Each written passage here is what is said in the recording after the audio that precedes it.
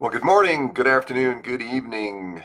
We're going to get started here in just a few seconds. And today, the topic is going back to what we talked about yesterday. So we're going to just hang here for a few seconds while we're waiting for anyone who sees the notice. Hello, Brian. Welcome this morning. And we'll get started here in just a few seconds. The topic is going back to purpose from yesterday. The reason I want to go into this a little bit deeper is, purpose is so very important.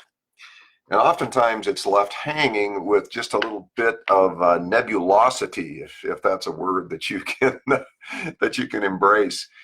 But in the overall context of the mindset of life, which is what we've been talking about in these past few videos in the series, purpose really represents one of the bigger variables that you have to pay attention to. And as we talked about yesterday, it's the first time really in applying the mindset of life that you really sit down and start looking at the mechanics of what it is that you have to do to develop and deliver a purpose.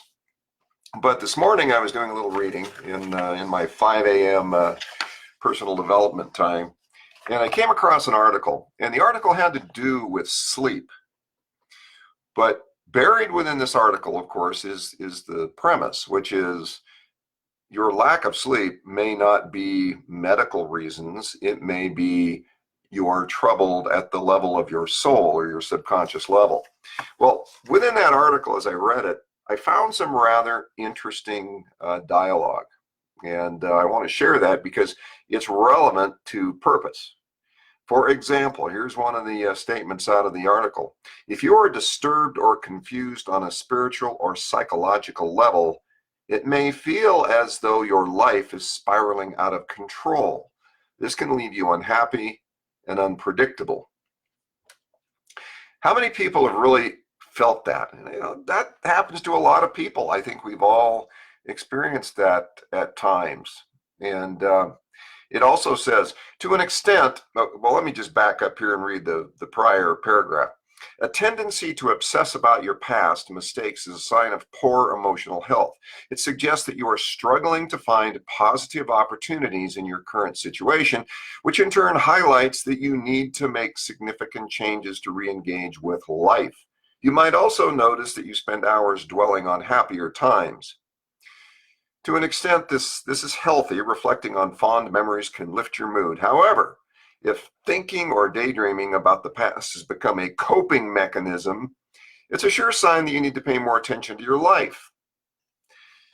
Isn't that interesting? Well, here's, let me see if I can find the one part of this article that just kind of nails the whole purpose discussion. Let's see. Yeah, well, I'm not seeing it right away. Oh, here we go. Yeah. Healthy people occasionally reflect on the past, but keep their focus on the present and the future. This suggests that you lack, if you're obsessing about the past and obsessing about what's happening in your life and you're thinking negative, it suggests that you are absent a purpose. All right, well, that was the whole thing that kind of got me thinking about starting over again today with an additional discussion on purpose.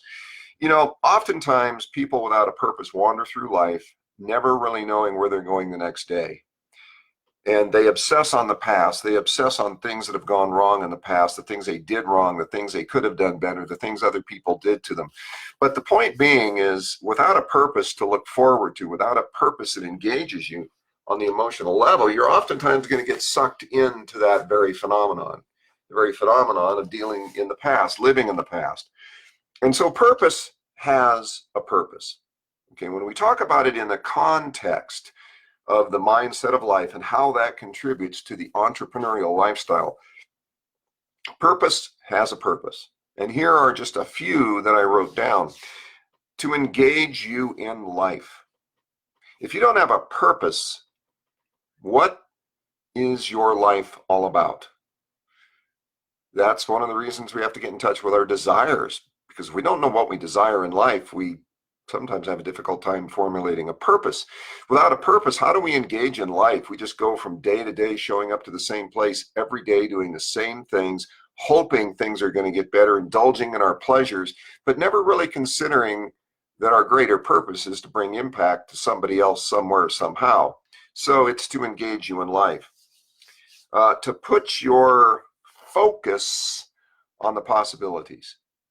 You know, in this world we live in, we are saturated with negative media that just wants to make you feel bad, that wants to tear civilization apart for their own insidious purposes. Like it or not, that's what's going on out there. It's not about possibilities. It's all about negativities. But a purpose in your life drives you to possibilities.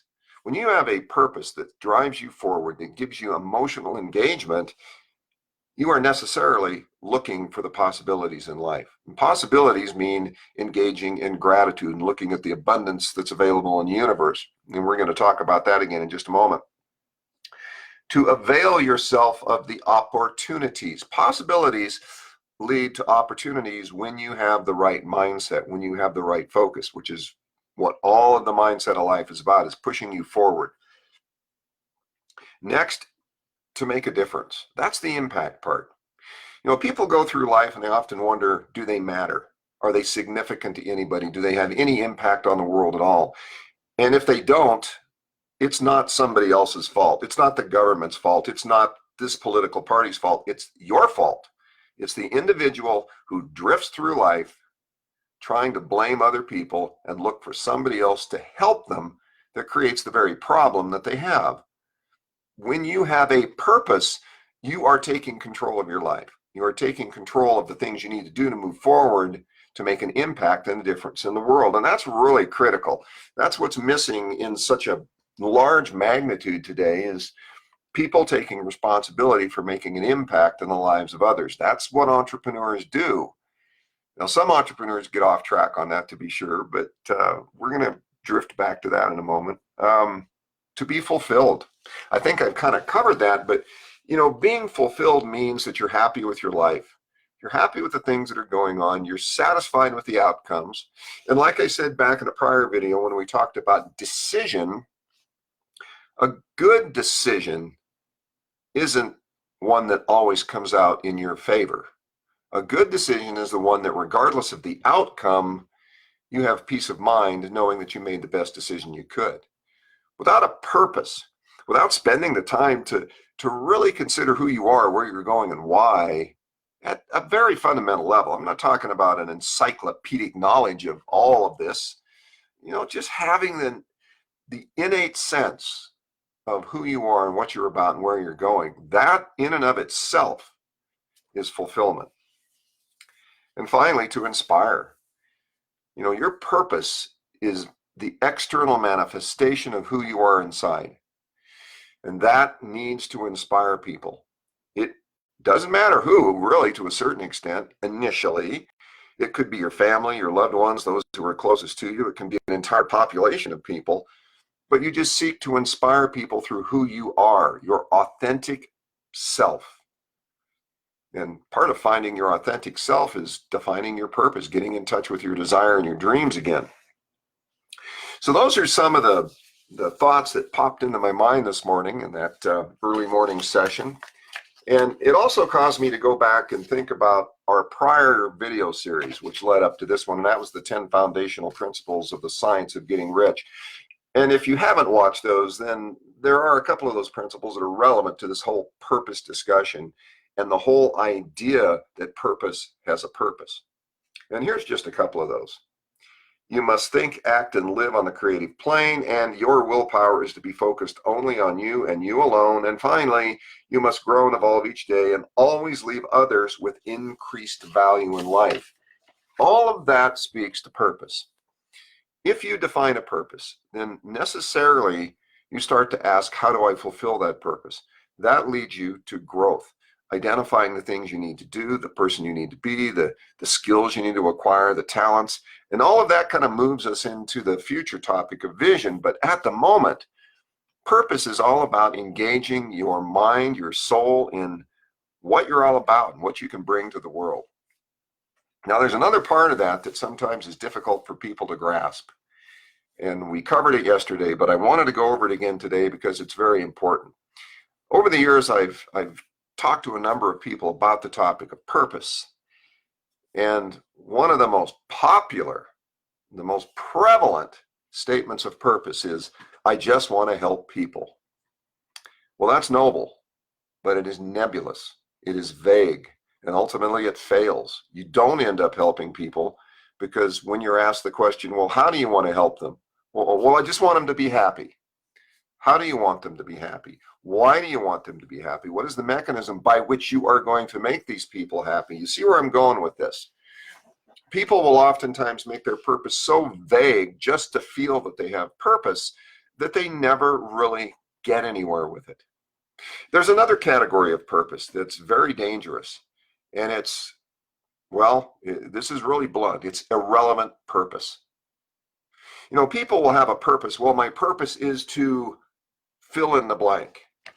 And as I said yesterday, part of the exercise in defining your purpose is to determine who is the recipient of that purpose. Who is the benefactor?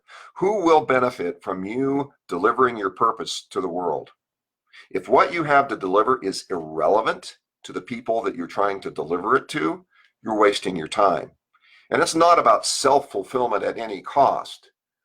It is about self-fulfillment through the relevant service to others. Now, you can't always know what is relevant to everyone, but that's why it's so important to take the time to really consider what it is you do and why it's important to somebody else. And when they get the value you're delivering, they ask the question, so what? And the answer to that is, because this is valuable to me. So irrelevant purposes really need to be examined carefully. And the only way you're going to know that is if you take a serious look at who you're dealing with, who you're delivering your purpose to. So vague purposes and irrelevant purposes are very dangerous. And they feel good.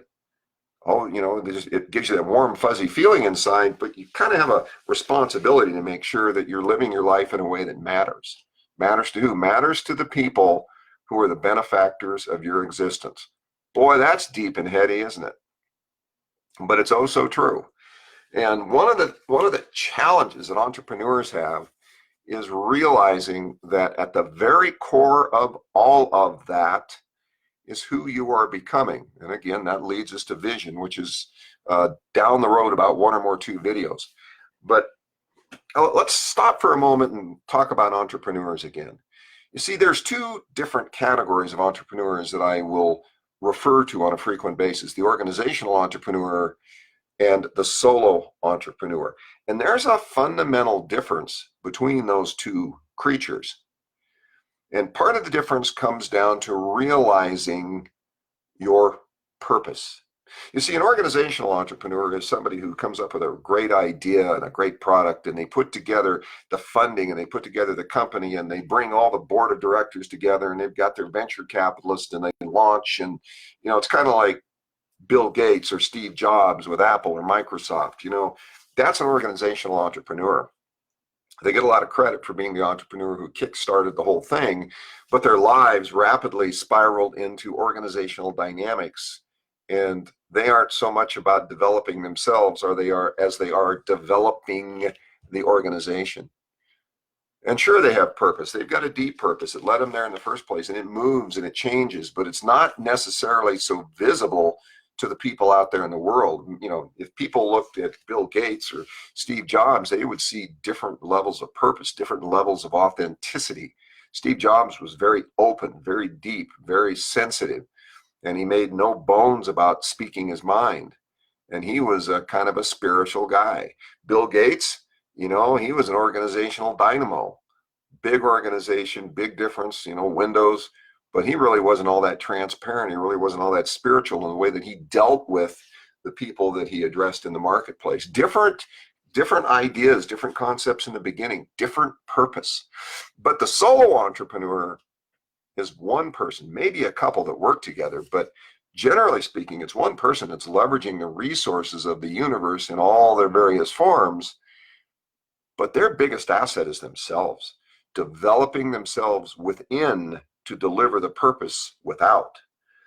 And that's where one of the big differences is for solo entrepreneurs is you've got to get in touch with your purpose. You've got to get in touch with who is the benefactor of your existence.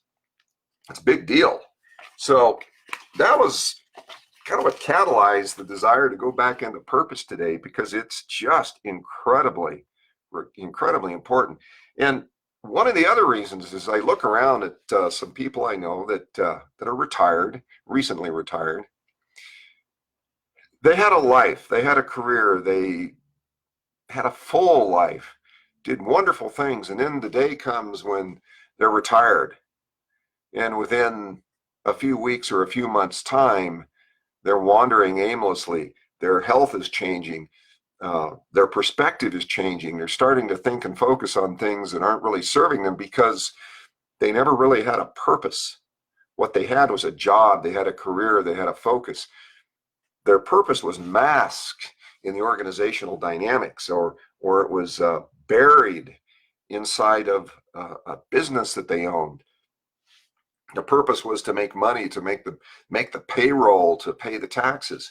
It wasn't about finding a deep internal purpose that would guide them forward. And that becomes oh so very obvious when they retire and now they're wandering aimlessly with no purpose. That routine is gone, and life has all of a sudden changed, not to be the panacea and the enormous joy that they thought retirement would be. Then another category are the displaced people. When I say displaced, I mean people who've been fired, laid off, companies closed, they've been downsized, offshored, and then they end up one day with a severance check and they're lost. They're looking for another job. They're wondering, where is life leading them? And again, this is absence of purpose, among other things. I mean, to be fair. And purpose really, at its core, has to do with you being fulfilled at the spiritual and the soul level, knowing that what you do each and every day matters to you, matters to others.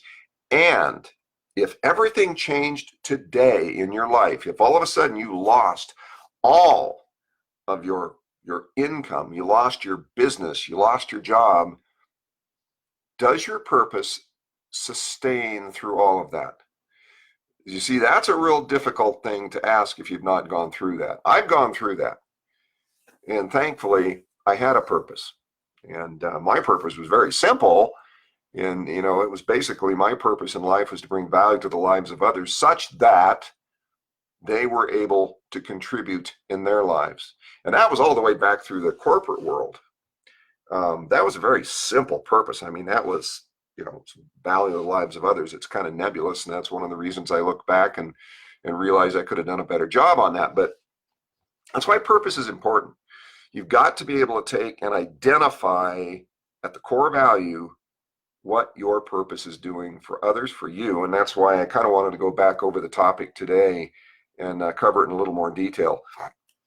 And a lot is said about purpose. You can Google purpose and you can find all sorts of things on it, but it ultimately comes down to you taking the responsibility for really determining how you're going to make an impact in the world that you define.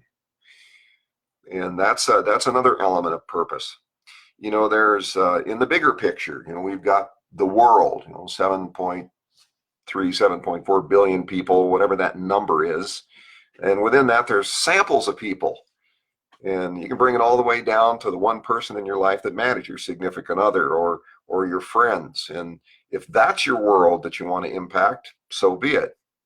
It's really a function of your vision, which, vision in that context is what is possible for others, what is possible for you to bring to others.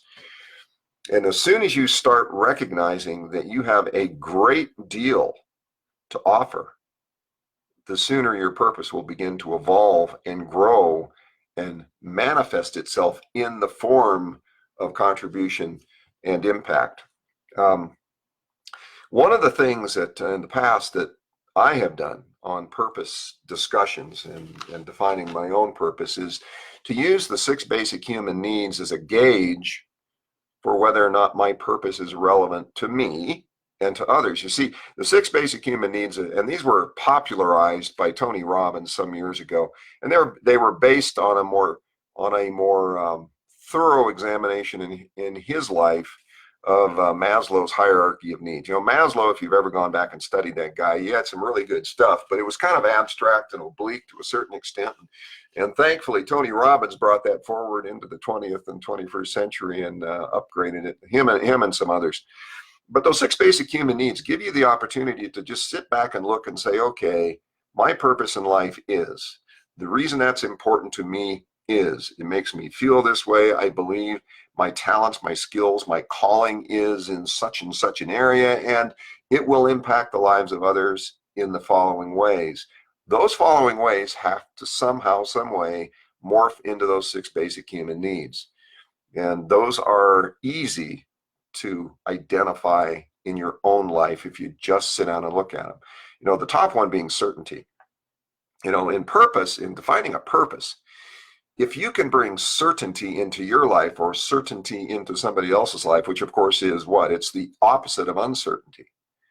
Then that very oftentimes takes the emotional load off of you and others to allow them to consider the next level of their existence, right? So you have, the 6 human needs, which you have certainty, you have significance, you have connection, you've got growth, you've got contribution, you've got, I'm missing one in there, but those are basic to every single life, every life.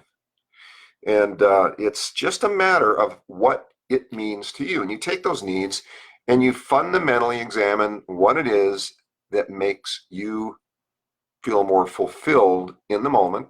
And we go back to those dreams and desires that we talked about. And you put those in the context of the 6 basic human needs, and what you end up with ultimately is a purpose that matters to you, a purpose that matters to others. So that's what I wanted to make sure we covered in today, because it is, of course, the single most important thing that you can do today is to sit down and start thinking about your purpose if you haven't already defined that. So I'm just going back. Oh yes, change. I forgot. That's the variable I forgot, is change. Change, of course, is inevitable in life. It's how you handle it. It's how you deal with it in the context of change, and your purpose helps you get there. So that's a lot about purpose today, and that we're going to leave that alone, and we're going to move on tomorrow to the topics of, we will go into vision. We'll go into vision. But we're going to be talking, before we get to vision, we're going to be talking about passion tomorrow. Because passion is one of those things that you need to have in life. If you don't have passion in life for something, you generally speaking don't have passion for anything. And the neat thing about passion is, if you've got passion for something, I don't know, let's pick an abstract one like dark chocolate. At the very human level, there's a reason for that. It means that you have the ability to get excited about something. You have the ability to look forward to something. You have the ability to generate enthusiasm in your life. Doesn't matter what it is. Could be music, could be art, could be running. By the way, when you go out and see people jogging, how many times do you see runners smile? Every now and then, if you see one smiling, it oftentimes makes you wonder if you need to run the other way. But point being is, if you can find passion somewhere in your life for something, therefore you can find passion in your purpose. You can find passion in other things. And as with many of these variables in the mindset of life, they tend to feed back on one another. Excelling in one all of a sudden creates an enhancement in another. They're all connected. None of these are separate. They're not differentiated by big walls and gaps. They are a continuum. That's what the whole mindset of life is about. It's a continuum of life. And so these variables that I'm covering with you, that's how they're related. They are a continuum from one to the other. And passion is part of that. And passion and purpose go together. There's no doubt about it. Two P's of life, if you want to look at them that way. Then we'll go to vision. And vision is really a big one. And it's not big because it's conceptually big, but once you get to vision, a lot of things start to happen. There's a lot of mechanics, and not complicated mechanics. It's taken a little bit deeper dive into into your daily routines that bring about the kind of vision you want. So that's it for today on the topic of purpose. Like I say, we're going to close out the topic of purpose with that one, and then we'll move forward tomorrow. So, all right. Well, WJ, thank you for coming on once again.